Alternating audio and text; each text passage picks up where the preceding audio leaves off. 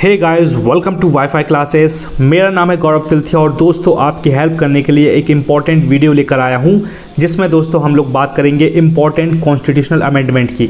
तो दोस्तों मैंने यहां तक पढ़ा चुका हूं, आपको कहां तक 93rd अमेंडमेंट एक्ट 2005 तक मैंने आपको प्रॉपर अच्छे से पढ़ा चुका हूं। अगर आप ईमानदार सिंसियर बंदे हो तो डिस्क्रिप्शन में लिंक मिलेगी, जाके ज़रूर देखना और अपनी लाइफ में कुछ बेटर करना। ठीक है, आज दोस्तों अटैक करेंगे अपन बाकी के आर्टिकल्स और इम्पॉर्टेंट अमेंडमेंट पर। देखो 2 4 6 हैं, ख़त्म करेंगे। चलो 95th अमेंडमेंट एक्ट 2009 में क्या हुआ था दोस्तों। पहली बात आपको ध्यान रखना पड़ेगा कि 95th अमेंडमेंट एक्ट 2009 में आया था दोस्तों। इसमें क्या हुआ था, extend the reservation of seats for SC ST in the Lok Sabha for another 10 years. आगे क्या लिखा है, in article 334 of the constitution for the words 60 years the words 70 years was substituted. दोस्तों इसमें क्या लिखा हुआ है, इसमें दोस्तों SC और ST का रिजर्वेशन को बढ़ा दिया गया था लोकसभा के अंदर अगले 10 सालों के लिए। इसमें ये वाली बात लिखी है, सीधा सीधा रट लो इसको बिल्कुल, क्योंकि क्वेश्चन इंपॉर्टेंट है, सीधा छप सकता है। एग्जाम्पल वो ये पूछेगा कि 95th अमेंडमेंट एक्ट 2009 में दोस्तों क्या हुआ था, तो आपको दिमाग में आना चाहिए कि भैया SC ST वाले लोगों का रिजर्वेशन बढ़ा दिया गया था अगले 10 सालों के लिए। ये बहुत इंपॉर्टेंट बात है। और दोस्तों ये कहाँ लिखा हुआ है, आर्टिकल 334 के अंदर। ये आर्टिकल एकदम से आपको याद नहीं होगा, लेकिन अगर आप सिंसियर बंदे हो, ज़िंदगी में कुछ उखाड़ना है तो आप याद करोगे। आर्टिकल 334 के अंदर क्या हुआ है, 60 ईयर्स रिप्लेस होकर 70 ईयर्स होगा, क्योंकि पिछले 60 साल से तो रिजर्वेशन उनको मिल ही रहा हर 10 साल में। तो 60 साल को हटा के फिर 70 ईयर कर दिया। अब 70 के बाद हो सकता है फिर 80 साल कर दें, फिर 90 साल कर दें। और जिस दिन भैया उनको फील आ गया सरकार को और समझ में आ गया कि SC ST वाले खूब सक्षम हो चुके हैं, खूब इंटेलिजेंट हो गए हैं, अब इनको रिजर्वेशन की ज़रूरत नहीं है, उस दिन ये एक अमेंडमेंट एक्ट आएगा और इसमें अगले 10 साल ना बढ़ के रिजर्वेशन पूरा ख़त्म हो जाएगा। लेकिन ये बात सच है कि नहीं, अगर होगा या नहीं होगा वो अलग बात है। अभी बस इतना रट लो कि 95th अमेंडमेंट एक्ट 2009 में भाई साहब क्या हुआ था, SC ST का रिजर्वेशन बढ़ गया था लोकसभा के अंदर अगले 10 सालों के लिए। बस आगे देखो, एक है दोस्तों 97th अमेंडमेंट एक्ट 2011 में क्या हुआ था।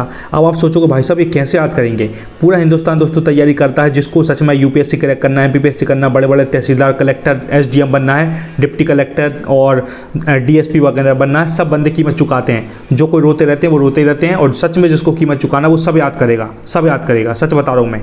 देखो 97th अमेंडमेंट एक्ट 2011 में क्या हुआ था, इसमें हुआ था, एक बार कलर करता हूँ वैसा, amendment of article 19(1)(I), insertion of article 43B, insertion of part 9B, this amendment gives constitutional status to cooperatives। तो इतना सारा याद मत रखो, बस हल्का हल्का एक वो लिंक बना लो कि आर्टिकल 97th अमेंडमेंट एक्ट 2011 में क्या हुआ था, अपनी कॉन्स्टिट्यूशनल स्टेटस मिल गया था कॉर्पोरेटिव सोसाइटीज़ को। तो कॉर्पोरेटिव मैंने याद कर लिया। 2011 को मैंने कैसे लिंक किया, कॉर्पोरेटिव के अंदर COO आ रहा है, 2 बार O आ रहा है ना, तो इसी तरीके से 2011 में मेरा 2 बार 1 आ रहा है। तो ऐसे मैंने लिंक करके याद रखा था, मुझको याद रहता है। दूसरा तरीका ऐसे याद कर लो कि 2011 के अंदर क्या होता है, जैसे एक बंदा ये है, मैं हूँ, एक मेरा दोस्त आ गया, फिर तीसरा दोस्त आ गया, ये सब लोग मिल के कोऑपरेट कर रहे हैं एक दूसरे को और ज़िंदगी में आगे बढ़ रहे हैं। तो इस तरीके से मैंने लिंक किया था कि भैया 2011 मुझे दिख रहा है, मतलब कुछ कॉर्पोरेटिव सोसाइटी से रिलेटेड बात थी, मतलब ये कॉर्पोरेट कर रहा है, एक बंदा आ गया फिर दूसरा आ गया। तो इस तरीके से मैंने कॉर्पोरेटिव याद कर लिया। अजीब से ट्रिक थी, गंदी थी, लेकिन मैंने इस तरीके से याद किया था क्योंकि मैं भी भूल रहा था। ठीक है, आपको एटलीस्ट पूरा याद नहीं हो लेकिन थोड़ी बात तो पता हो, कल के दिन ऑप्शन दिख गया एग्जाम में तो आप रॉक कर दोगे, यार ये नहीं होगा, ये नहीं होगा, कुछ पढ़ा था कॉर्पोरेटिव से रिलेटेड, फटाक से लगा दोगे, धूम मचा दोगे। चलो आगे बढ़ते हैं। 98th अमेंडमेंट एक्ट 2012 में क्या हुआ था, ये कि इंपॉर्टेंट बात है। इसमें क्या हुआ था दोस्तों, insert article 71J to empower the governor of Karnataka to take steps to develop Hyderabad Karnataka region. दोस्तों आप सोच रहे होंगे भाई साहब ये क्या खतरनाक चीज़ पढ़ना पड़ रहा है, लेकिन थोड़ा सा पढ़ लो फोकस्ड होके। 98th अमेंडमेंट एक्ट 2012 में क्या हुआ था, गवर्नर ऑफ कर्नाटक का जो गवर्नर था उसको मतलब कुछ स्टेप्स लेने थे ताकि वो हैदराबाद और कर्नाटक रीजन को डेवलप कर सके। नॉर्मल सा अमेंडमेंट था, इसको हल्का याद रख लो। ठीक है कि 2012 में कुछ ऐसा हुआ था। खेल यहाँ लास्ट की ये वाले इंपॉर्टेंट है, ये वाले जो अपना GST वाला, और ये इंपॉर्टेंट है, और ये 101, 102 और 103, ये 3 अमेंडमेंट बहुत इंपॉर्टेंट है, ये बताऊंगा, इसको ध्यान से सुनिएगा। अभी बस फटाफट इनको देख लो। ये वाला हो गया दोस्तों 99th अमेंडमेंट एक्ट। क्यों कर लो, क्योंकि दोस्तों देखो अपन 98, 99, 100 ये अपन को एटलीस्ट याद होना चाहिए, क्योंकि लास्ट के इंपॉर्टेंट अमेंडमेंट एक्ट है ये। ठीक है, इसलिए फटाफट 99 देखो। इसमें क्या हुआ दोस्तों, अजीब सा था, मुझे खुद एक कन्फ्यूजन हो गई मुझको। 99th अमेंडमेंट एक्ट 2014 में आया, इसमें क्या हुआ, deals with replacing the collegium system for the appointment of the जजेस of the Supreme Court and the 24 high courts, but Supreme Court of India has declared this unconstitutional and void।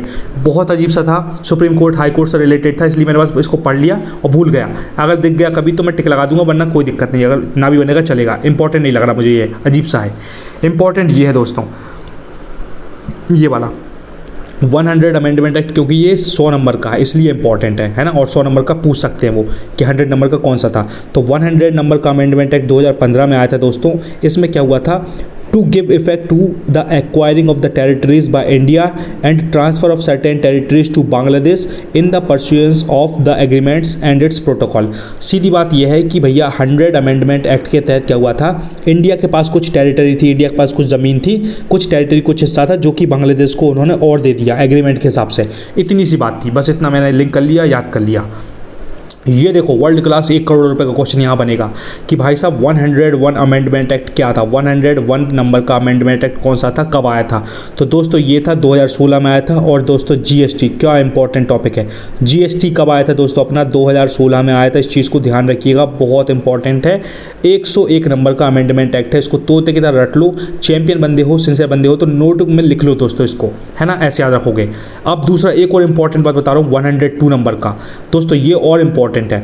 102 इसमें लिखा नहीं, लेकिन मैं बता रहा हूँ आपको। 102 अमेंडमेंट होता है दोस्तों national commission for backward classes के लिए, एनसीबीसी। ऐसे मैंने ट्रिक बनाई थी, है ना, एनसीबीसी। और मैंने इसको कैसे याद रखा था, 102 के अंदर आ रहा 2, है ना। तो एक मेरा दोस्त है जो बोल रहा बस गौरव भाई 5 मिनट में, 2 मिनट में आ रहा हूँ, 2 मिनट में, और 2 मिनट बोल के कमीने ने 2 घंटे लगा दिए। तो मैं बोल रहा हूँ अरे तेरी बीसी बोल दिया मैंने उसको, दिमाग खराब, गाली बक दी, मतलब मेरे मन में मैंने गाली बक दी, क्या है यार, मतलब झूठ बोल रहा है, 2 मिनट का बोल के 2 घंटे लगा रहा है। तो वैसे मैंने ट्रिक बनाई थी गंदी सी गाली बक के, 102 मिनट में दिख गया तो एनसीबीसी, बीसी बोल दूंगा मैं तो याद रहेगा कि 2 मिनट का बोल के 2 घंटे लगा दिए, इसलिए बीसी बोल दिया मैंने उसको। तो 102 amendment act national commission for backward classes के लिए भाई साहब 5 करोड़ रुपये का क्वेश्चन है ये, जीएसटी से ज़्यादा इंपॉर्टेंट।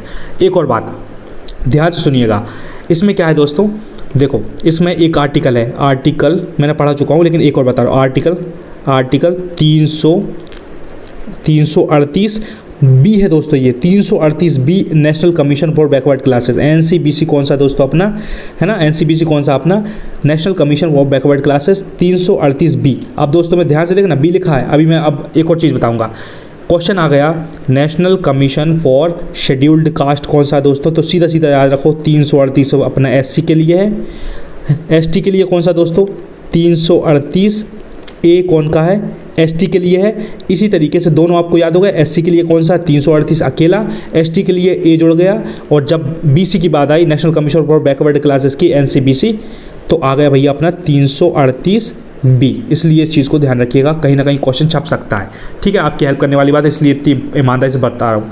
एक और बात करोड़ रुपए की, और अगर गहरा क्वेश्चन आ गया और गहरा, तो भैया आर्टिकल 102 अमेंडमेंट एक्ट में क्या हुआ था, national commission for backward classes की बात चल रही है। तो खतरनाक यूपीएससी लेवल का क्वेश्चन एमपीपीएससी में ये बनेगा कि भाई साहब NCBC national commission for backward classes के अंदर कितने लोगों की टीम होती है। तो ध्यान से देखना दोस्तों, 5 लोगों की टीम होती है इस कमीशन में, जिसमें एक होता है चेयरमैन होता है, एक होता है दोस्तों वाइस चेयरमैन होता है, और 3 चंटर पंटर होते हैं, ठीक है। एक चेयरमैन होता है, एक वाइस चेयरमैन होता है, और 3 खिलाड़ी होते हैं, 3 मेंबर होते हैं। तो होगा दोस्तों अपने कितने, 3 और 2 5 लोग होते हैं, बस इतना ध्यान रखिए, बस इतना ही आपको याद करना है।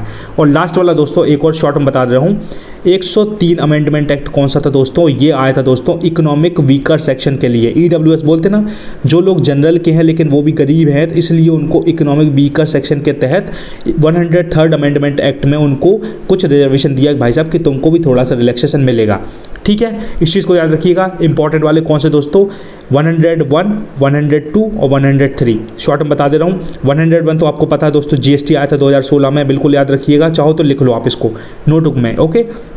102 में क्या दोस्तों, 2 मिनट का बोल को 2 घंटे लगा दिए बीसी ने, तो फिर क्या हो गया, मतलब ट्रिक बनाने के तरीके हैं, मतलब किसी का कोई इंटेंशन नहीं, लेकिन बस ऐसी गंदी ट्रिक बनाते तब याद रहता है, तो मैंने ऐसे याद कराया था। ओ भाई साहब पैसा आ गया क्या, हाँ, तो बीसी बोले तो national commission for backward classes के लिए ये है, और इसका आर्टिकल कौन सा दोस्तों 338 बी। इस चीज़ को याद रखिएगा, क्योंकि ऊपर के 2 मैंने आपको बता दिया, एक बार फिर से बता रहा हूँ। अगर अकेला 338 दिख गया भाई साहब, तो ये शेड्यूल्ड कास्ट के लिए है, national commission for scheduled caste. 338 अगर ए दिख गया तो भैया एसटी के लिए है, और अगर बी दिख गया तो फिर एनसी बीसी के लिए भाई साहब, ठीक है, एनसी बीसी याद रखना, बहुत ईमानदारी से पढ़ा रहा हूँ। बस दोस्तों इतना ही पढ़ा रहा था। Thank you so much. I hope आपको वीडियो पसंद आया होगा। अगर पसंद आया तो इसे लाइक करें। चैनल पर अगर नए बंदे हो तो आपका स्वागत है, सब्सक्राइब कर लो फटाफट और लाइक भी कर दो और अपना प्यार दिखा दो, और कमेंट बॉक्स में अपने दिल की बात बता दो कि गौरव तिलथिया कैसा पढ़ाया, मज़ा आया कि नहीं। मैं आपके कमेंट ज़रूर देखूंगा किसने कमेंट किया है, क्या पढ़ा और क्या पढ़ना वो बता दो। जो मन में आए, दिल में है, कमेंट बॉक्स में बोल दो।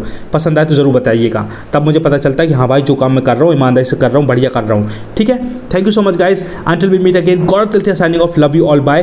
फटाफट डिस्क्रिप्शन में देख लो, टेलीग्राम की लिंक मिलेगी, व्हाट्सएप चैनल मिलेगा, दुनिया भर के चैनल मिलेंगे, सब ज्वाइन कर लो, ग्रोथ ज़रूर होगी। धन्यवाद।